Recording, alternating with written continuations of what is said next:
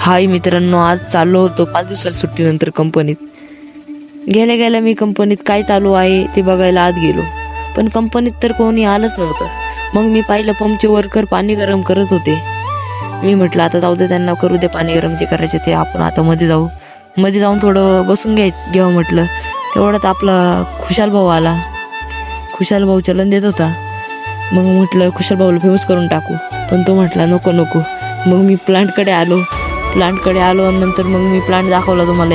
आमचा आरामशी प्लांट आहे. मग मी गेलो सोमाभाऊकडे गेलो आणि त्याला म्हटलो हाय, मी ब्लॉग बनवतोय भाऊ आणि पब्लिकला हाय कर तू. सोमाभाऊनी थोडं रिॲक्शन नाही दिलं, पण मग सोमाभाऊला दाखवल्यानंतर सोमाभाऊने हाय केलं पब्लिकला. नंतर मी आलो गाडी चालवायला. डायरेक्ट झेप घेतली मी गाडीकडे. गाडी चालवली, काटा बिटा केला. मग म्हटलं आता गाडी लावून देऊ, जास्त कटकट नाही करायची. गाडी लावून दिली. मग मी आलो इकडे आम्ही क्यूब भरतो गाईज. हे क्यूब भरावं लागतं स्ट्रेन चेक करण्यासाठी.